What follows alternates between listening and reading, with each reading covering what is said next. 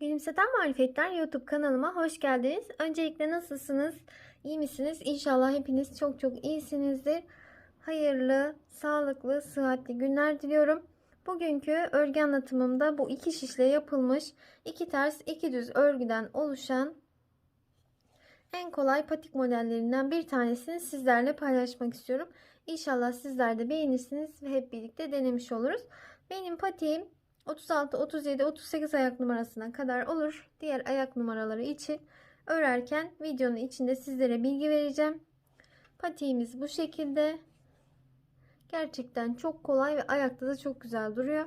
Gerekli malzemelerim: tek renk bir patiklik ipim var. 3 mm şişim var. Bir adet de iğne ve makasım var. Öncelikle ilmek atarak şişimize başlayacağız. İpi boynuma atarak örüyorum. İlmeklerimi de bu şekilde atıyorum. Sizler nasıl örüyorsanız o şekilde ilmeklerinizi atarak başlayabilirsiniz. 52 adet ilmeğe tamamlayalım. 52 adet ilmeğimi bu şekilde şişime attım. İlk ilmeğimi örmeden aldım. 1 2 ilmeğimi ise ters olarak ördüm. Sonrasında ipimi arkaya attım. Şöyle bu ilmeğimi düz olarak ördüm. Şöyle bunu da gevşettim. İkinci ilmeğimi de düz olarak ördüm. 2 tane de düz ilmeğim var. Şimdi 2 tane ters örüyorum. 1 2 2 tane ters ördüm. İpimi arkaya geçirdim. 1 2 2 tane düz ördüm. 2 tane ters örüyorum. 2 düz 2 ters şekilde sıranın sonuna kadar gidelim. Evet, en son 2 tane ilmeğimi ters ördüm ve son ilmeğim kaldı. Onu da düz olarak örüyorum. Her zaman son ilmeği düz, ilk ilmeği örmeden alıyorum. Kenarlar daha düzgün çıkmış oluyor. Şu an örgümün ön yüzüne geçtim. İlk ilmeğimi örmeden aldım. Diğer iki ilmeğim düz görünüyor. Onları düz olarak öreceğim. 1 2 Diğer iki ilmeğim bakın ters görünüyor. Onları ters öreceğim. 1 2 2 tane ters ördüm. Sıradaki ilmeklerim düz olarak görünüyor. Onları ipimi arkaya atarak 1 2 ikisini düz ördüm. 2 ilmeğim ters görünüyor. Onları ters örüyorum. İlmekleri böyle göründüğü şekilde örmeye devam edelim. Evet, bakın burası örgümün ön yüzüydü. Bakın modelimiz ortaya çıktı. Lastik örgü modelimiz. 2 düz, 2 ters, 2 düz, 2 ters şeklinde. Örgünün ön yüzünde ve arka yüzünde ilmekleri göründüğü şekilde öreceğiz. Bakın bu şekilde. Böyle örerek ilerleyelim. Evet, bakın bu şekilde istediğim uzunluğa gelene kadar ördüm. Şöyle sizlere göstermek istiyorum. Bakın şöyle şuralarda böyle bakın düz örgüde şöyle dişlerimiz var sıra sıra. Bunları saydığımda ben yukarıya doğru tam 27 diş böyle ördüm. Şimdi sizlere ölçü de vermek istiyorum. Aynı zamanda şöyle ölçelim. Tam 8 santim örmüşüm bu. 2 ters 2 düz lastik örgüyü. Şu uzunluğunu da ölçeyim. Hiç gerdirmeden bakın. Olduğu gibi ölçeceğim. Bu da 12 santim. Zaten lastik örgü olduğu için burası böyle bakın ne kadar açılıyor. Yani bayağı bir açılıyor. Şimdi elimde 52 tane ilmeğim vardı. Bunların 28 tanesini keseceğim. Geriye 24 tane ilmeğim kalacak. Onu nasıl yapacağız? Bu arada burası örgümün ön yüzü. Ön yüzünden sayıyoruz dediğim dişleri. Şimdi iki ilmeğin ikisini birlikte ters olarak ördüm. İlmeği diğer şişe aldım. 2 ilmeğin ikisini birlikte ters ördüm. İlmeği tekrar diğer şişe aldım. 2 ilmeği birlikte ters ördüm. İlmeği tekrar diğer şişe aldım. Bakın böyle kapatarak örgümüzü ilerliyoruz. Böyle 24 tane ilmek kalana kadar aynı işlemi uygulayalım. Evet, bakın bu şekilde buradaki ilmeklerimi kesmiş oldum. Burada da 24 tane ilmeğim kaldı. Bu kalan ilmeklerimle örmeye devam ediyorum. İlk ilmeğimi örmeden aldım. Sırada 2 düz ilmeğim var. Onları ikisini düz örüyorum. 2 ters ilmeğim var. Onları ters örüyorum. 2 düz, 2 ters şeklinde böyle sırayı tamamlayalım. Bu kalan 24 tane ilmeğimizle yine aynı şekilde lastik örgümüzü yapmaya devam edeceğiz. Patiğimizin bakın şu kısmını yapıyoruz. Şu ara kısmı. Buraya da yine şu diş sayıları 16 olana kadar böyle örmeye devam edelim.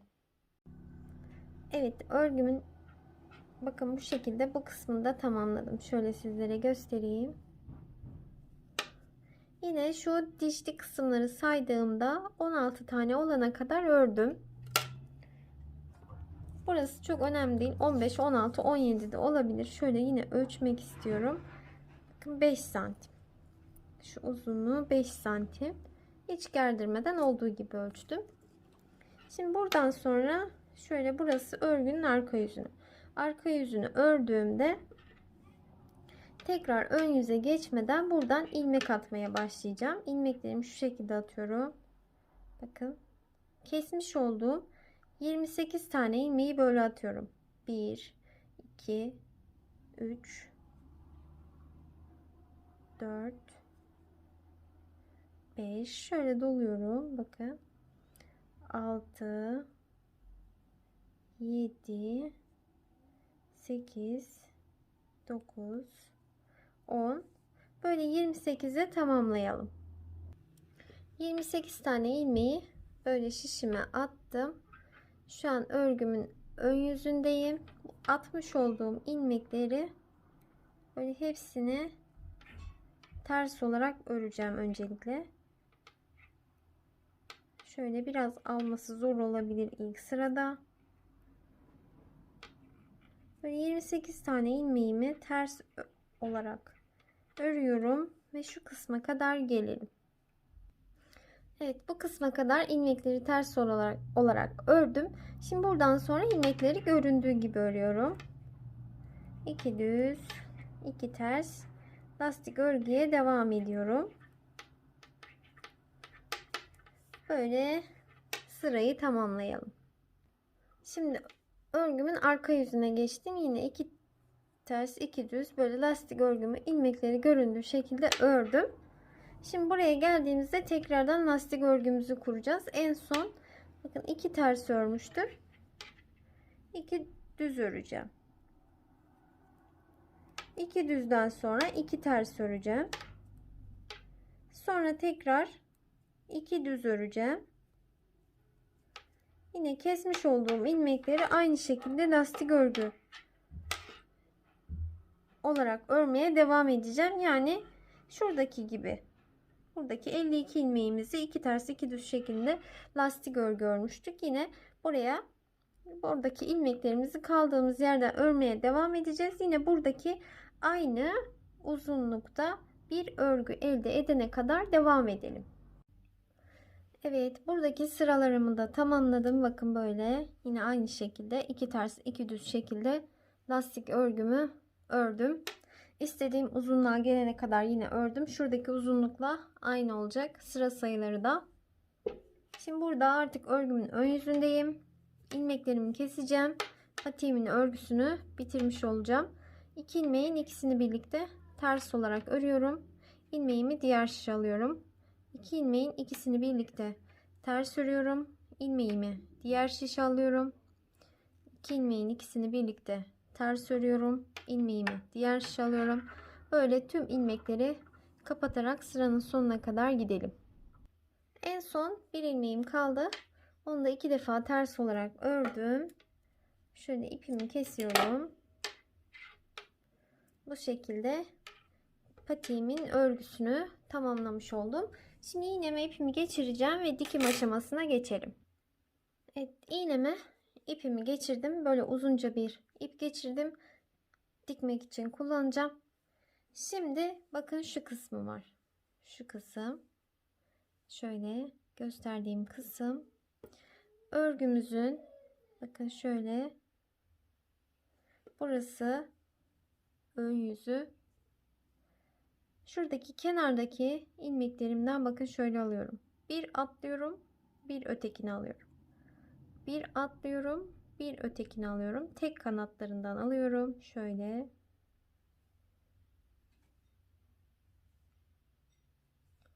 Bu şekilde alarak ilerleyelim. İpimizin uç kısmını düğümlemedik.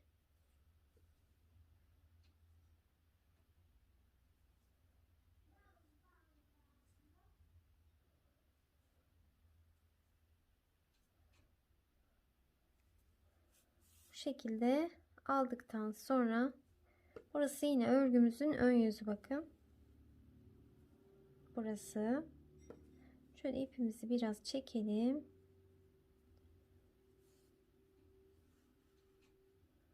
Buradan büzme işlemi yapacağız. Şöyle bir büzelim. Bakın. Uç kısımlarını bağlayalım. Böyle sıkıca düğümledikten sonra şu ipimizin ucundan kesebiliriz.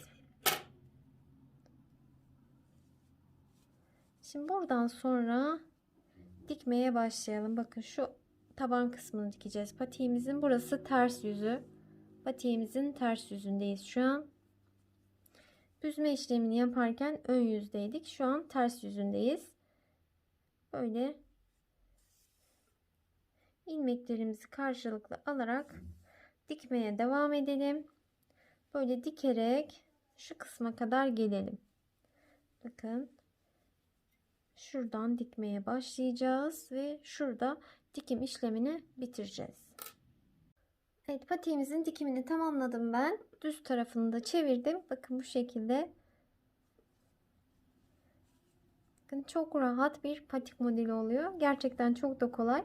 Şu kısmı rahatsız eder mi diye hiç düşünmeyin. Gerçekten yumuşacık bir geçiş var burada. Hiç ayağı rahatsız etmiyor parmak uçlarını. Bu şekilde.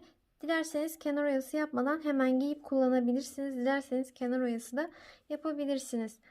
Lastik örgü olduğu için böyle ben biraz toparlaması için kenar oyası yaptım.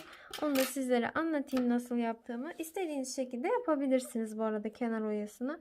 İstediğinizi tercih edebilirsiniz. Sizlere göstereyim.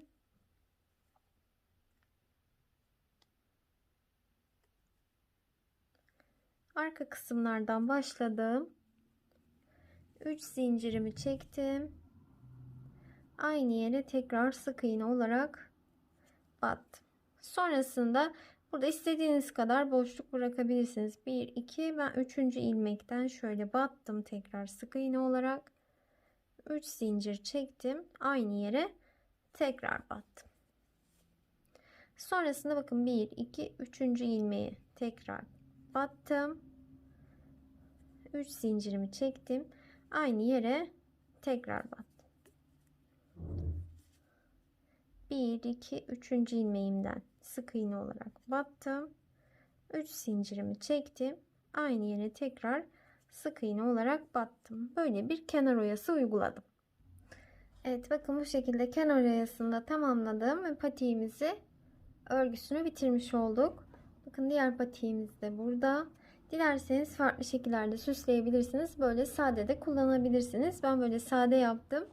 Şu düz örgü geçişlerinin böyle çok net göründüğü için böyle sade tercih ettim.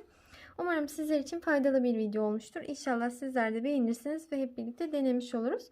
Bir sonraki videolarımda görüşmek üzere. Hoşça kalın. Kanalıma abone değilseniz abone olursanız da çok mutlu olurum.